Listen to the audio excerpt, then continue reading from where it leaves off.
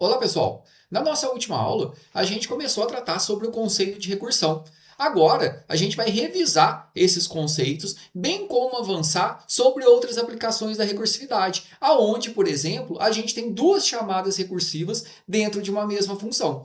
Então, a recursão, computacionalmente, ela é definida como um processo pelo qual uma função ela chama a si mesma por várias vezes, por uma quantidade finita. Então, a gente tem duas partes em toda função recursiva. A gente tem o caso base e a gente tem o passo recursivo. E a gente viu algumas ilustrações já anteriormente, né? Então, o princípio básico é o quê? É que para a gente poder resolver um problema recursivamente, a gente vai ter o caso base, que é o que a gente chama de instância trivial, e a parte que não é trivial, que a gente vai ter que reduzir ela até que a gente chegue na parte mais simples possível. Então, um exemplo clássico que a gente já viu anteriormente, por exemplo, é o cálculo do fatorial. Quando a gente vai calcular o fatorial, que foi o que a gente implementou na nossa aula anterior, se eu quero calcular o fatorial de 10, eu não sei, é muito difícil, o fatorial de 10 é 10, vezes 9, vezes 8 e assim por diante. Se eu quero calcular o fatorial de 7, também é difícil. Mas se eu quero calcular o fatorial mais simples possível, fatorial de 1 é 1, fatorial de 0 é 0.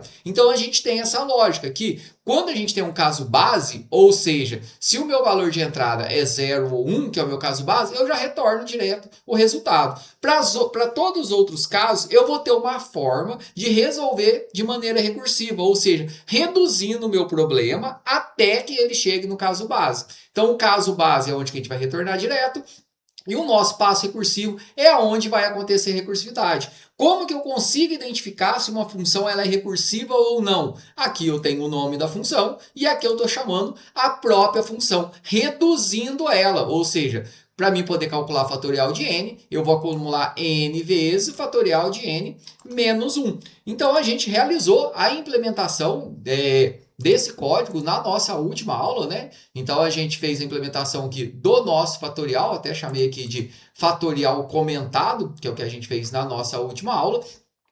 E para a gente poder aqui calcular aqui o fatorial, a gente tem o nosso caso base. Então, se o meu n for igual a 0, que é a instância mais simples, né? A gente poderia colocar igual a 1 também aqui, ou igual a 1, a gente já retorna direto. Para todos os outros casos, eu vou ter o quê? N vezes a chamada da minha função fatorial, reduzindo ela a menos 1.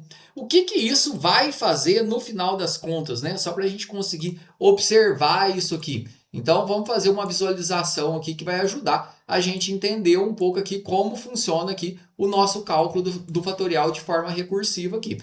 Então, o fatorial ele vai executar aqui dentro da pilha de execução do sistema operacional. Então, por exemplo, aqui, se a gente chamar aqui, por exemplo, o fatorial de 5. Fatorial de 5, ele não é simples o suficiente para a gente poder cair no caso básico. O caso base é 0, algo que a gente já tinha visto anteriormente. Então, essa aqui, quando eu vou calcular o fatorial de 5, o cálculo aqui para o f de 5 aqui, que é o meu fatorial de 5, ele vai aqui para a minha pilha de execução. Então, o n é igual a 0? Não. Então, o retorno vai pegar o quê? N vezes. Quanto que o n está valendo aqui? O n está valendo 5. Então, vai ficar aqui na pilha de execução, ó, vai ficar 5 vezes. E esse estado 5 vezes, ele vai ficar congelado aqui. Ele não vai dar sequência enquanto ele não chegar no caso base. Então, aqui, e aí ele vai chamar o quê? Vai chamar o fatorial de n menos 1. Então, o f de 5, ele vai chamar quanto aqui? Vai chamar o f de 4. Quando a gente chamar aqui o f de 4 aqui, ele é igual a 0? Não. Ele vai vir aqui, retorno é igual a n vezes. Aí ele vai colocar aqui, ó, 4 vezes. Uma vez que ele colocou esse 4 vezes ali, ó, o que ele acha logo na sequência aqui, ó? Olha aqui o que ele acha. 4 vezes, acha a chamada recursiva. Quando ele acha a chamada recursiva, o que acontece? Todo o estado da função fica congelada e acontece outra chamada recursiva, que vai chamar f de 3, é igual a 0? Não, vai congelar n vezes. Então, vai congelar aqui 3 vezes. E assim, a gente vai executando de forma sucessiva. O f de 3 vai chamar o f de 2, que vai ficar congelado aqui 2 vezes, e vai achar uma chamada recursiva, né?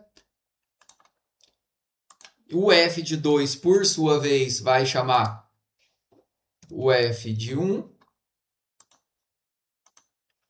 vai chamar o f de 1, que vai ficar congelado aqui também no 1 vezes, que por sua vez vai chamar o f de 0, que é aí que vai cair no nosso caso base, né? Deixa eu só colocar aqui os separadores para ficar mais visual aqui. Quando chegar aqui no f de 0 aqui, o que vai acontecer? Deixa eu só mudar a cor aqui. O que vai acontecer quando ele chegar aqui no f de 0? Ele vai ter o retorno. A gente vai achar aqui, ó, o caso base, vai dar o return 1. Então, o que vai acontecer? Ele vai pegar e vai retornar 1 aqui. Esse 1 vai ser retornado para quem? Para quem chamou ele. Então, quem que chamou aqui o f de 0? Foi o f de 1. Então, isso aqui vai retornar para cá. E vai ficar como aqui? Vai ficar 1 vezes 1. Porque aqui na instância do f de 1, ele tinha congelado aqui, ó, n vezes. Uma vez que ele congelou aqui, ó, n vezes, ele está aguardando o retorno do f de 0 que ele chamou. E ele ganhou o retorno. Aí ele vai fazer 1 vezes 1. Ele vai retornar para quem aqui? Para quem chamou ele, que é o f de 2. Então, 1 vezes 1, ele vai retornar 1 aqui. Vai fazer 2 vezes 1, vai retornar aqui para o f de 3 que chamou ele, que vai ser 2. Vai fazer 3 vezes 2, vai retornar aqui para o f de 4, que é 6 aqui. O f de 4 estava congelado 4 vezes, ganhou o retorno aqui do f de 3, que é 6. 4 vezes 6 vai ganhar o retorno aqui, 24. E o f de 5, por sua vez, aqui, ele vai retornar para quem chamou ele. Quem chamou ele? Geralmente o main, né? Então, ele vai retornar o resultado ali lá para o main. Quanto que ele vai retornar lá para o main?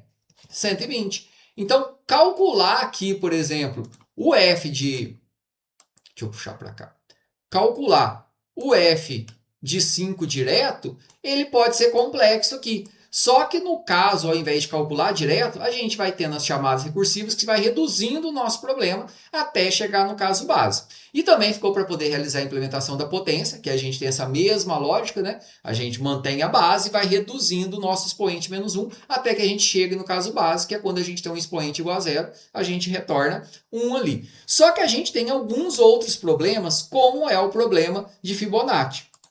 A sequência de Fibonacci, ela é definida por vários termos, né? Então, o termo 0 aqui é o 0, e aí depois ele vai tendo uma sequência, onde o termo atual mais a soma do termo anterior gera o próximo. Então, considerando aqui que o termo 0 é o 0, então o primeiro termo é 1 mais 0 vai gerar 1, o próximo termo 1 mais 1 gera 2, o próximo termo 1 mais 2 gera 3, 2 mais 3 gera 5, 5 mais 3 gera 8, 8 mais 5 gera 13 e assim por diante. Se a gente quiser saber qual que é o enésimo termo da sequência de Fibonacci, a gente tem uma definição matemática recursiva, aonde para quando o termo que eu quero saber se é o termo 0 ou o termo 1, o termo 0 é o 0, o termo 1 é o 1. Para todos os outros casos, se eu quiser saber qualquer termo, ou seja, qual que é o segundo termo da sequência, o segundo termo é o 1 também. O terceiro termo é o 2. O quarto termo é o 3. E assim por diante. A gente tem uma definição matemática, que é f de n menos 1 mais f de n menos 2. Essa sequência, até a gente tem todos os termos aqui, e a partir dessa definição, que é uma definição recursiva, né, porque a gente tem a definição recursiva aqui, a gente consegue encontrar qualquer termo. Então, o termo 0, se eu quiser saber qual que é o 12º termo, ele tem que me retornar 144. Qual que é o 10º termo? Ele tem que me retornar 55. E essa lógica aqui que a gente vai entender agora, a gente vai implementar. Então, quando a gente vai implementar aqui qualquer código aqui da sequência, qualquer código recursivo, a gente sempre vai ter o quê? A gente vai ter o caso base e a gente vai ter o passo recursivo aqui. Então, a gente vai criar aqui a nossa função aqui de Fibonacci para que a gente consiga realizar a nossa implementação. Então, para a gente poder ver esse passo a passo aqui, vamos criar um projeto novo Java aqui, só para poder começar aqui do zero. Então, vou fechar essa pasta que a gente está aqui. Vou criar um projeto novo aqui, um novo projeto Java, para que a gente consiga ter a nossa classe específica aqui, sem build tools aqui que a gente vai trabalhar. Pessoal, criamos aqui a nossa nosso novo projeto, vamos criar a nossa nova classe aqui. Então, a gente vai criar uma classe específica para que a gente consiga abrigar o nosso código do Fibonacci. Criando aqui em formato de classe, aqui dentro da nossa classe, a gente só vai ter um método calcular aqui, aonde, como todo método recursivo, a gente tem duas partes, né? O nosso caso base e o passo recursivo. A diferença aqui é que o nosso caso base, se o n for igual a 1, a gente foi igual a 0, a gente retorna 0. Se o n for igual a 1, a gente retorna 1, assim como está definido dentro do nosso problema. E o nosso passo recursivo aqui vai ser a chamada da nossa função, né? A nossa função calcular aqui, chamando n-1 mais n-2. O que a gente tem nesse caso aqui? A gente tem duas chamadas recursivas, né? Então, aqui dentro da minha função calcular aqui da nossa classe Fibonacci, a gente tem duas chamadas recursivas para o mesmo método aqui dentro da nossa função. Então, o que isso vai gerar? Isso vai gerar o que a gente chama de uma árvore de recursão, que a gente vai conseguir visualizar. Primeiro, vamos ver isso aqui funcionando para depois a gente fazer uma ilustração aqui. Então, aqui vamos dentro do nosso main aqui, né? Primeiro, a gente vai instanciar, então, um objeto da nossa classe aqui de Fibonacci. Então, Fibonacci, vou chamar aqui de Fibo, é igual a new Fibonacci. Uma vez que a gente já definiu aqui a nossa instância aqui, a gente vai precisar ler, né? Então a gente tem que instanciar um scanner aqui, né? Scanner leia é igual a new scanner system.in, só para a gente poder realizar a leitura aqui. Então vamos colocar um sort aqui, só para a gente poder colocar, né? Entre com o termo, porque a gente vai retornar qual que é o enésimo termo da sequência de Fibonacci. E a gente vai pegar aqui o nosso resultado. Vamos ler primeiro, né? Desculpe. Termo é igual a leia.nextInt aqui. E agora a gente vai pegar o nosso resultado aqui. Int resultado é igual. E aí a gente vai chamar o nosso método calcular, né? Então, fibo.calcular, passando esse termo. Aqui, como retorno dentro do resultado, a gente vai conseguir apresentar aqui, né? Então, só a gente dar um sort aqui e a gente vai ver qual que é o termo system. Ao invés de ser print line aqui, vou colocar printf, que aí a gente consegue colocar termo %d é igual a %d. E aí a gente consegue colocar aqui no mesmo padrão, que vai ser o termo e o resultado. E aí, só coloquei printf aqui, que fica mais fácil para a gente poder realizar a nossa apresentação aqui. Então vamos verificar a execução aqui do nosso código, né? Colocar aqui, se a gente quiser ver qual que é o sexto termo da sequência, o sexto termo da sequência é o 8 aqui. Se a gente quiser ver aqui qual que é o décimo termo, colocar aqui o décimo termo, o termo 10 é o 55, e a gente pode validar isso, né? Então, a gente tem aqui, ó, a gente pediu para poder ver qual que é o sexto termo, ele é o 8 aqui, né? Como a gente está vendo na apresentação, a gente vê o décimo termo é o 55. Se a gente quiser ver um termo aqui, por exemplo, o 17, ele tem que dar 1597. Então, a gente pode fazer esse mesmo teste aqui. Se eu quiser ver o 17, né? Então, o 17º termo é o 1597. Só que a gente tem um problema aqui, né? Se a gente quiser ver um termo que ele é muito grande aqui, a cada chamada recursiva que a gente tem aqui, como a gente tem duas, isso vai ocupando uma fatia da memória. E, consequentemente, isso vai gerar chamadas redundantes ali, que vai fazer com que o nosso código aqui de Fibonacci, ele seja ineficiente, que é esse ponto aqui que a gente vai ver agora na sequência. Então, a gente vai alterar o nosso código ali para a gente conseguir verificar quais chamadas recursivas estão sendo realizadas. Então, vamos fazer uma alteração simples aqui primeiro. Logo no começo aqui, ó, vamos colocar um sort aqui e a gente vai conseguir ver quais chamadas recursivas. E a gente vai ver que alguns termos, para alguns valores, ele vai ser chamado várias vezes. E a gente vai entender por que isso vai acontecer aqui. Então, a gente está dando um print aqui. Então, deixa eu colocar printf mesmo aqui, que a gente consegue fazer o formato aqui. Então, eu vou colocar aqui que a gente está recebendo a chamada de Fibonacci. E a gente vai colocar o termo aqui, %d aqui. Vou colocar um /n aqui, que vai facilitar a nossa vida.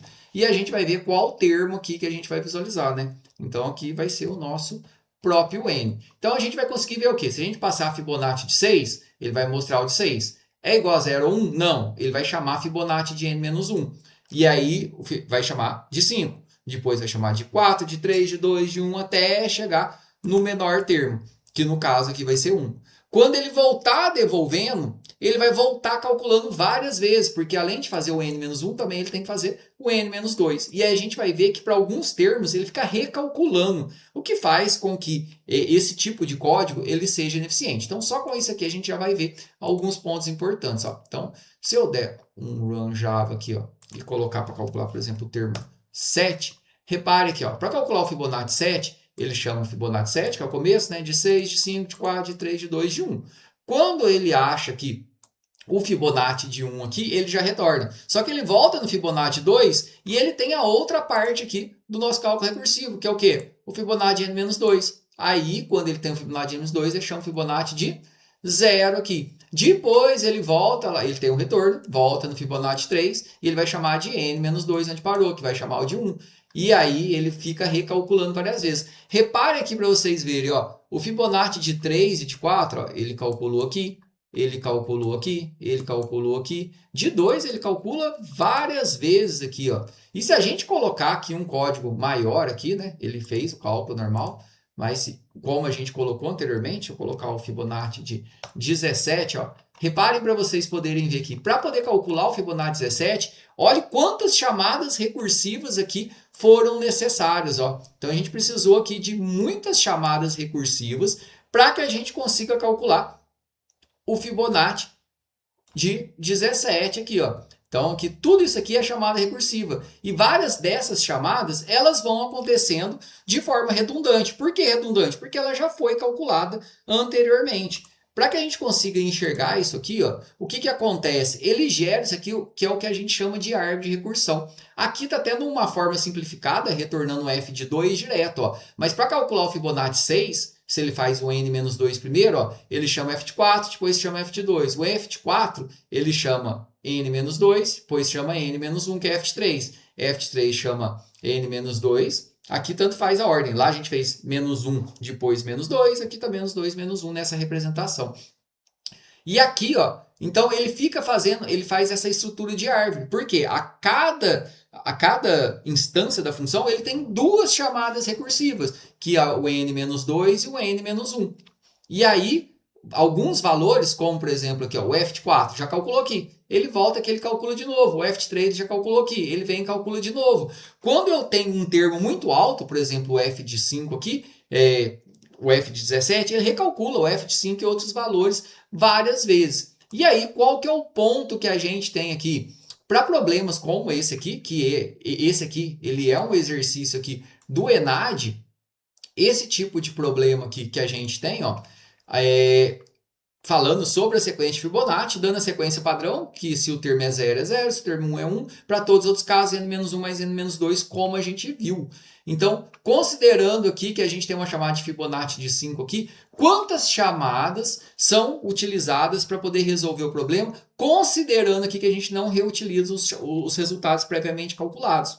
Nesse caso aqui, como a gente colocou esse print aqui, ó, como que a gente consegue saber? Ou a gente contando as chamadas, como está nesse caso aqui, né? Então, eu fazer uma chamada aqui de f de 5, por exemplo, ó, se eu colocar aqui o quinto termo, eu consegui visualizar quantas chamadas que são realizadas aqui, considerando que não reutiliza valores para poder computar. O que é isso aqui? Porque a gente poderia guardar em memória, que é o que a gente chama de programação dinâmica, que é uma técnica que a gente vai ver posteriormente, valores já calculados para que a gente consiga reaproveitar. Considerando que a gente não vai reaproveitar, né? Então, f de 5 chama o f de 4, f de 3, f de 2 e assim por diante, né? Então, quantas chamadas recursivas que a gente tem aqui, ó? Tem 1, 2, 3, 4, 5, 6, 7, 8, 9, 10, 11, 12, 13... 14 e 15. Então, a resposta certa aqui são 15 chamadas recursivas. Por isso que a gente colocou lá essa chamada para a gente conseguir visualizar. Qual que é a forma que a gente consegue fazer isso aqui sem código? Fazendo aquela simulação que eu mostrei anteriormente aqui. Então, se a gente pegar aqui o f de 5, o f de 5 vai chamar o f de 4, que chama o f de 3, e f de 2, f de 1, até o f de 1 ele já resolve direto, e assim a gente vai testando todas as instâncias, criando o que a gente chama aqui de árvore de recursão. Então, esse é um ponto importante a gente entender dentro da recursividade, que quando a gente tem um problema recursivo, a gente pode ter várias chamadas. Todas essas chamadas elas vão sendo empilhadas na memória. E isso pode fazer com que a gente gere uma sobrecarga no nosso sistema computacional ali. E a nossa solução ela não seja tão eficiente. Então existem casos clássicos, como é o caso da resolução do Fibonacci, que ele é um problema inerentemente recursivo, a definição matemática dele é recursiva, mas a solução dele é ineficiente. Por que é ineficiente? Porque ele faz várias chamadas recursivas redundantes. O que é uma chamada recursiva redundante? Para resolver, por exemplo, o Fibonacci de 5, ele calcula mais de uma vez aqui, por exemplo, o Fibonacci de 3. E ele já tinha calculado uma vez, depois ele recalcula. Então, isso faz com que as chamadas redundantes, elas façam com que essa solução ela seja ineficiente. Existe como a gente resolver esse problema, ou seja, aproveitar esses dados já calculados? Sim, existe uma técnica, como eu falei, que é a programação dinâmica, que a gente vai ver posteriormente. Então, só para a gente poder fechar esse conteúdo de recursividade, é importante a gente entender aqui que o conceito de recursividade está ligado quando a gente tem uma função, um método, aonde ela chama ela mesma para poder resolver um determinado problema. Como no caso aqui da função que a gente implementou aqui, então a nossa função calcular aqui da nossa classe Fibonacci, aonde que está a recursividade aqui? Aqui está o nosso método, ele está chamando ele mesmo. Toda função recursiva, ela deve ter um caso base. Se ela não tiver um caso base, ela vai entrar aí num loop infinito, ou seja, ela nunca vai acabar. Se eu tirar, por exemplo, aqui, ó, os meus casos básicos, ó, vou tirar aqui e colocar só para poder executar. O que vai acontecer na hora que eu chamar a função? Ela vai ficar executando aqui, ó. Se eu pedir para poder pegar aqui o quinto termo, por exemplo, ó, ele vai executar até que ele estoura aqui a pilha, tá vendo? Ele foi fazendo tantas chamadas recursivas, até minha máquina deu uma travada aqui no VS Code agora. Por quê? Ele vai executando tantas vezes ali que ele vai estourar a pilha de execução do SO. Então, toda função recursiva, ela tem que ter o caso base e o passo recursivo consiste por quê? No ponto aonde a gente está chamando a função e reduzindo ela para que a gente consiga resolver o nosso problema.